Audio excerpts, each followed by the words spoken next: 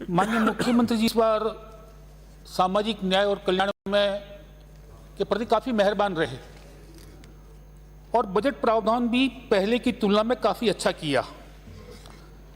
पिछली बार का बजट देखेंगे आप तो था 11,231 करोड़ और बाद में जब लगा कि नहीं ये बजट कम पड़ेगा तो आरई में 15,044 करोड़ का प्रावधान किया और इस बजट में सीधा 15,563 करोड़। जैसी माननीय मुख्यमंत्री जी की छवि है कि बहुत दयालु है, रहमदिल है, मानते इस बात को, उसके अनुरूप बजट दे दिया। लेकिन फिर भी जो घोषणाएं की ना, उन घोषणाओं को पूरा करने के लिए ये बजट पर्याप्त नहीं होगा, ऐसा मेरा मानना है। मैंने जो जोर लगाई है तो ये बजट और कम पड़ेगा। आपकी पेंशन जो है सामाजिक सुरक्षा की वो बराबर आ रही है, कोई दिक्कत नहीं, पर पालनहार योजना में अभी भी 1-1.5 साल की पेंडेंसी है। जो विधवा के बच्चे हैं उनको जो राशि दी जाती है, कोरोना काल चला गया, बड़ा संकट था, पर उस काल में भी विधवा के बच्चों को जो राशि दी जानी थी वो मिली नहीं है, तो ये राशि भी आपको देनी पड़ेगी इसी बजट में। और माननीय सभापति महोदय, ये विधवा पुत्री है, बीपीएल पुत्री है, उनकी शादी का भी पैसा लगभग 1.5-2 साल से बकाया है। आपके पूरे राजस्थान में हजारों एप्लीकेशन पड़ी है, चक्कर पर चक्कर लगा रहे हैं, पर यह राशि भी काफी बाकी। और माननीय मुख्यमंत्री जी की अपनी खुद की 2 साल पहले की घोषणा मुख्यमंत्री कन्यादान योजना, उसका अभी तक कोई अता पता नहीं। तो मेरा आग्रह रहेगा मुख्यमंत्री जी से कि जैसी आपकी छवि है, आप दयालु हो, आप रहमदिल हो,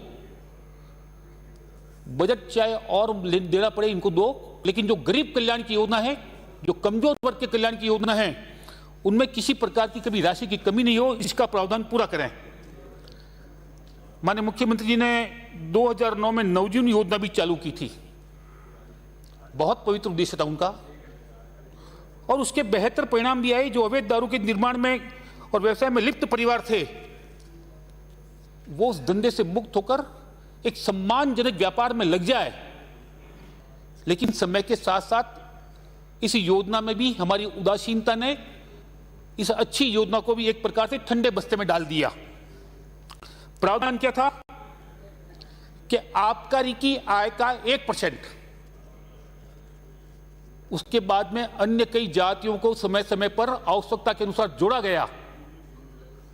शुरुआत में प्रावधान था 1% जब एक जाति थी, और बाद में आपने 6-7 जातियों को जोड़ दिया, तो उसके साथ साथ बजट प्रावधान भी इसमें बढ़ाना था, ताकि सारी जातियों में जो इसके काम में ये जो प्रशिक्षण है, शिक्षा है, उस पर जो खर्चा होता है,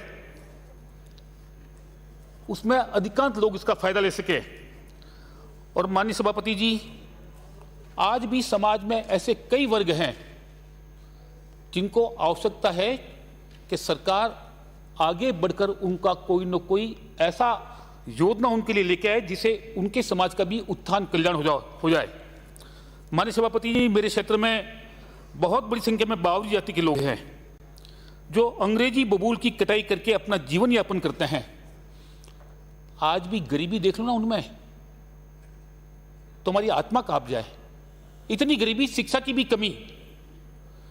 हमने कई जातियों को नवजीवन योजना में जोड़ा है, तो बावरी जाति को भी जोड़ने के लिए मैंने पहले भी कई बार आग्रह किया है। एक कॉलम में माननीय मुख्यमंत्री जी ने बावरी जाति के लिए, कुछ जातियों के लिए 50 करोड़ का प्रावधान किया है, और उससे पार पड़ने वाला नहीं है। हमको ये राशि बढ़ानी पड़ेगी, चाहे हमारे हिस्से का भी पैसा ले ले, कोई दिक्कत नहीं हमको, पर समाज का जो कमजोर वर्ग है, जो दबा कुचला वर्ग है, उसको बरोबर खड़ा करने में राज्य सरकार का कोई और बजट लगाना पड़े तो वो भी लगाए, लेकिन इनको आगे लाए। ऐसे ही हमारे क्षेत्र में भील जाति भी है। 235। माननीय सभापति जी, शहरी क्षेत्र में रहते हैं, उसके बाद में काम किया। अधिकांश पुरुष तो बोझा ढोने वाली मजदूरी करते हैं, जिसमें भारी बोझा ढोना पड़ता है उनको, और जो उनकी महिला है ना, वो कचरे बीनने का काम करती है, कचरे बीनने का। आजादी के 70 साल बाद शहरी क्षेत्र में रहने वाली ऐसी कौम जिसके देश के इतिहास में बहुत गौरवशाली नाम है, अधिकांश परिवार आज कचरा बीन के अपना जीवन यापन करते हैं। मेरा मुख्यमंत्री जी से आग्रह रहेगा कि भील परिवारों के लिए भी कोई न कोई ऐसी योजना लेके आए, चाहे उनकी शिक्षा का हो या रोजगार के नए अवसर उनके लिए पैदा करने हो, वो लेकर आए और इनको भी समाज की मुख्य धारा में जुड़े और जैसा इनका गौरवशाली इतिहास रहा है ऐसा गौरवशाली स्थान समाज में इनको मिल जाए। ये काम हम सबको मिलकर करना होगा। माननीय सभापति जी, एक साठिया जाति भी होती है, बहुत बड़ी तादाद में नहीं है वो हर जगह, पर जहां भी जितनी तादाद में है ना, कैसा व्यवसाय, शर्मनाक व्यवसाय, घिनौना व्यवसाय, आज भी जिस्म फरोशी के धंधे के बदौलत अपना परिवार चलाते हैं। वो इस युग में जिस्म फरोशी के धंधे से अपना परिवार चलाना सबके लिए शर्म की बात है। विशेष तौर से सदन के जितने भी साथी हैं ना, उनके लिए भी शर्मनाक बात है कि आज के युग में भी ऐसी जाति हमारे समाज में इस तरह का घिनौना कार्य करती है। तो इनको भी समाज की मुख्य धारा में जोड़ने के लिए कहीं न कहीं कोई न कोई प्रावधान हमारी ओर से निश्चित रूप से आना चाहिए। और माननीय सभापति महोदय, हमने कई बार अनेक जातियों को सम्मिलित किया है। हो सकता है अलग अलग क्षेत्र में अलग अलग जातियां होगी, तो ऐसी जातियों का हम कहीं ना कहीं पता लगाकर उनको किस प्रकार समाज की मुख्य धारा में ला सके, वो काम हम सबको मिलकर करना होगा। और माननीय सभापति महोदय, पैरा नंबर 118 जिसका जिक्र हमारे एक साथी ने भी किया था कि जो विशेष योग्यजन हैं और वर्तमान में सामाजिक सुरक्षा पेंशन योजना का लाभ प्राप्त कर रहे हैं, उन सबको बीपीएल के समकक्ष माना जाएगा, ऐसा इस बजट में है। माननीय सभापति महोदय, आपको पता होगा पहले एक परिवार में यदि 2 विकलांग होते थे तो उनको आस्था कार्ड परिवार के नाते बीपीएल के समान सारी सुविधाएं दी जाती थी, लेकिन पिछले कई वर्षों से हमने इन आस्था कार्डधारी परिवारों की भी अनदेखी कर दी। उनको भी वो सुविधा नहीं दी। जिस परिवार में 2 विकलांग है, पहले से नियम है, प्रावधान है, उनको भी हम सुविधा नहीं दे पा रहे हैं। तो कम से कम इस घोषणा पर अमल हो जाए कि जितने भी विकलांग हैं उनको बीपीएल के समकक्ष मानकर उनको हर वो सुविधा जो बीपीएल परिवार को मिलती है। तो मैं कह दूं आपको, राजस्थान की जनता ऐसे मुख्यमंत्री को बार बार धन्यवाद देगी, उनकी तारीफ भी करेगी। लेकिन मुझे लगता है कि काम थोड़ा मुश्किल है, क्योंकि जो बजट का प्रावधान, मैंने कहा ना कि जो बजट का प्रावधान किया आपने और आपने जो घोषणाएं की है उसमें बड़ा अंतर है, गैप है, तो आप पूरा कर नहीं पाओगे। और माननीय सभापति महोदय, पहले एक और योजना थी, अगर बीपीएल परिवार का कोई मुखिया 59 साल की कम आयु में उसकी मृत्यु हो जाती थी तो सामान्य मृत्यु पर उसको 30,000 की राशि सरकार की ओर से दी जाती थी, और अगर दुर्घटना में मृत्यु होती थी तो 70,000 की राशि उसके परिवार को दी जाती थी। एलआईसी से हमने ये एमओयू किया था।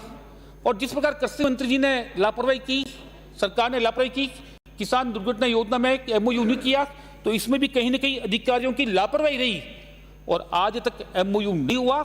इस दौरान जितने भी बीपीएल के परिवार के मुखिया मरे ना, वो सारे इस योजना से वंचित रह गए।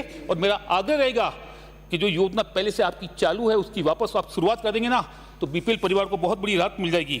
और माननीय सभापति महोदय, जितनी सहायता दे कम है, कोई दिक्कत नहीं, सहायता देनी चाहिए, पर सहायता देने के साथ साथ वो अपने पैरों पर खड़े हो जाए, उसके लिए भी हमको कोई ना कोई बजट का प्रावधान करना होगा। पहले अनुदान निगम के माध्यम से एससी, एसटी, ओबीसी को रोजगार हेतु लोन मिलता था। आप 2 साल का आंकड़ा उठा के देख लो, डीआरडी के माध्यम से समाज कल्याण इसको सुपरविजन करता था। 2 साल में एससी, एसटी और ओबीसी के किसी को भी लोन नहीं मिला। मेरा आग्रह रहेगा कि इनको रोजगार के अवसर भी उतने ही दो जितना आप इनकी सहायता दे रहे हो। इनको आप पैरों पर खड़ा कर दोगे ना, तो शायद आपकी सहायता के लिए मोहताज नहीं रहेंगे। इसलिए इस काम को भी वापस इसकी शुरुआत करनी चाहिए। और माननीय सभापति महोदय, एक स्वच्छ कार पुनर्वास योजना भी पहले चलती थी।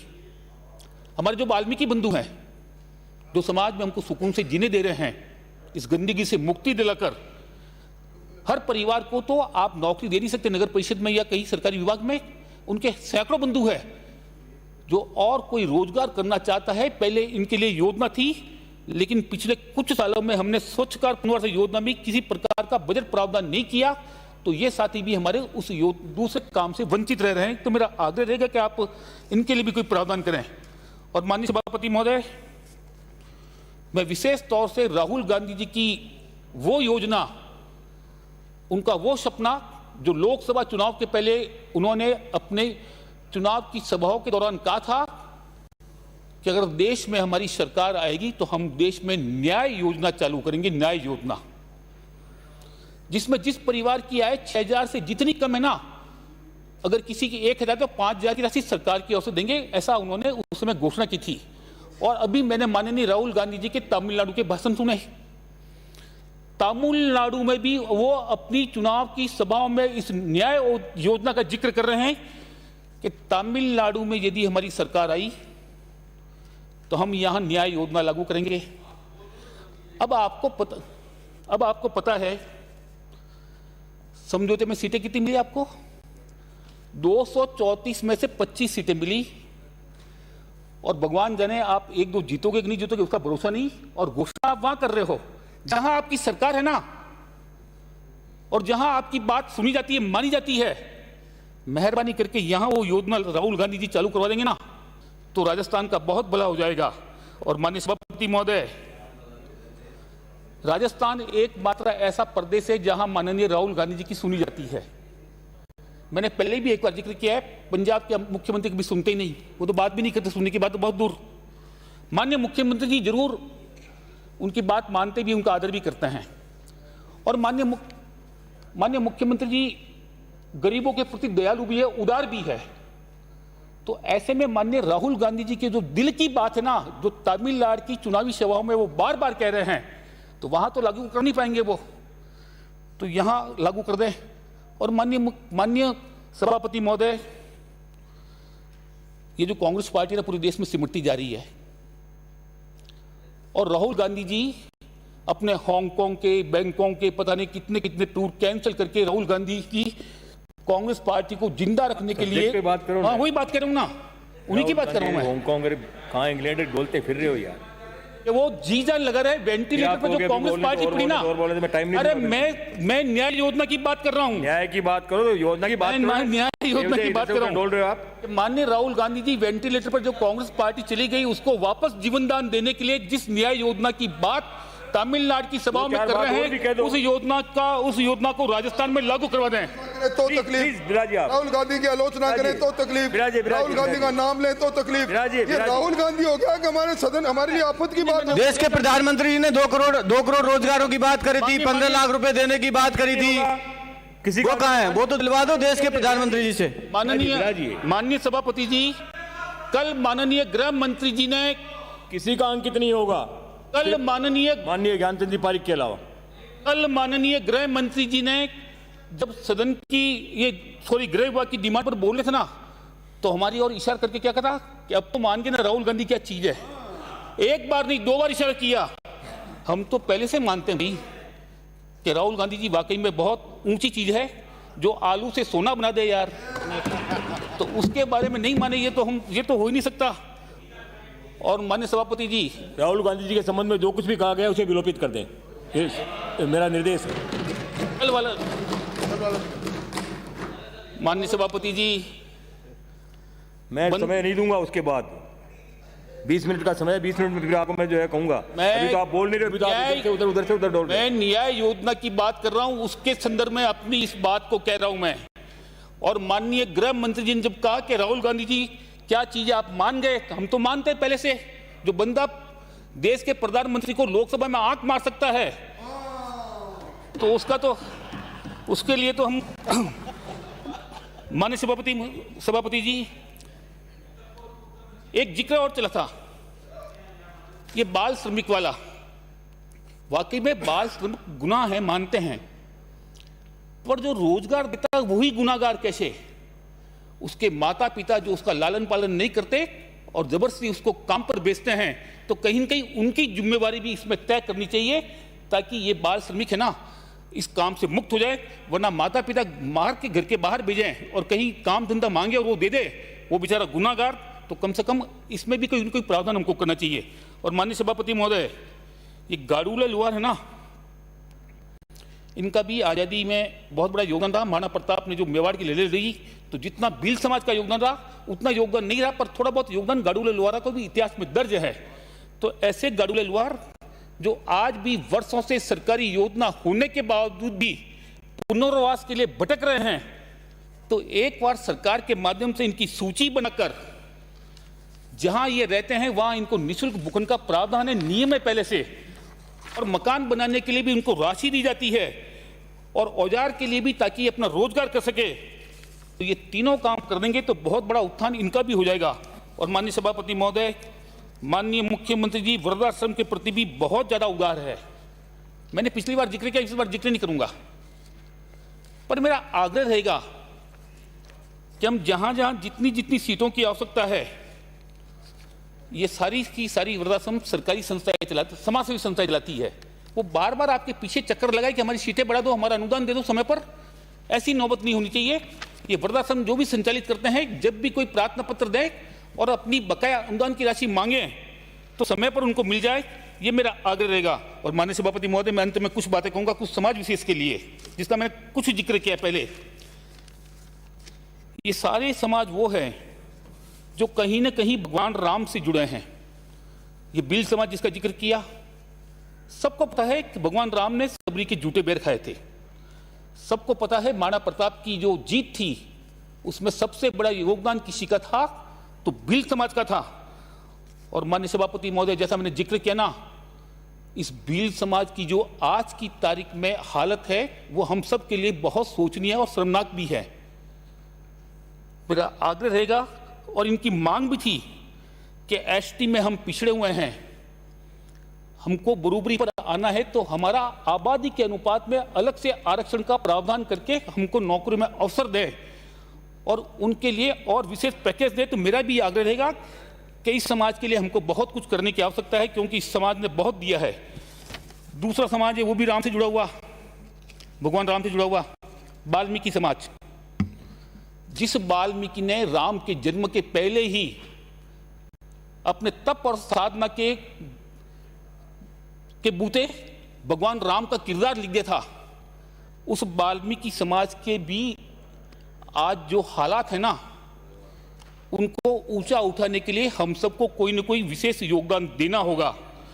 और माननीय सभापति महोदय, आपको तो पता होगा, कोरोना काल में जो इस समाज ने काम किया है, बिना मौत के भय से, कोई डर नहीं, और गंदगी से जो हमको मुक्ति दिलाई, उस समाज की जो और कमियां हैं उनसे हम उनको मुक्त करा के उनको समाज में सम्मानजनक स्थान दें।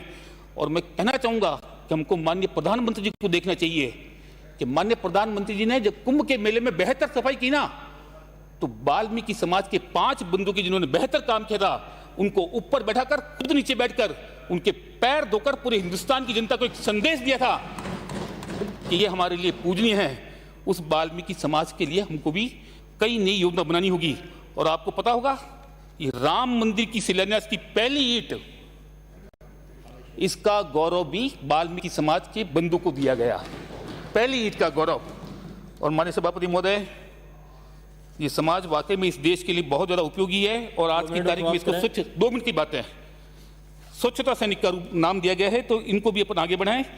और एक बावरी समाज का मैंने आपको पहले जिक्र किया था, तो इनका इतिहास भी भगवान राम से जुड़ा हुआ।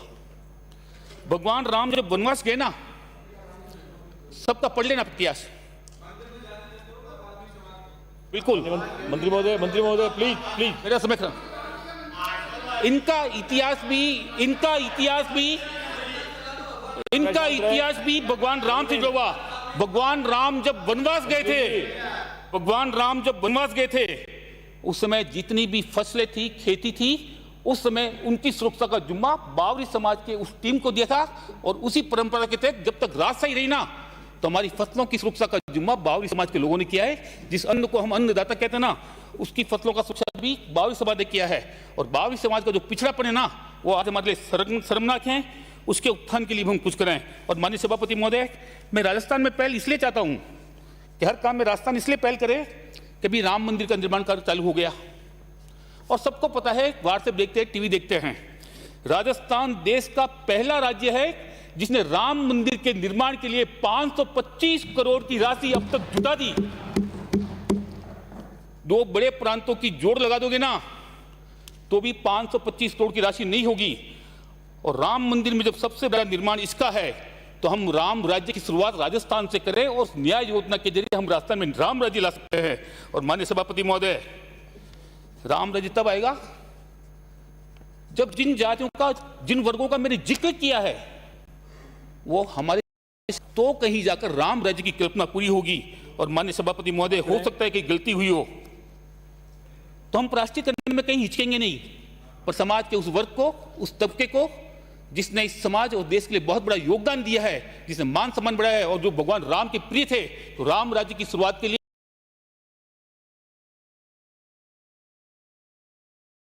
मांग मैं माननीय मुख्यमंत्री जी से करता हुआ अपनी बात को समाप्त करता हूं। जय हिंद, जय भारत।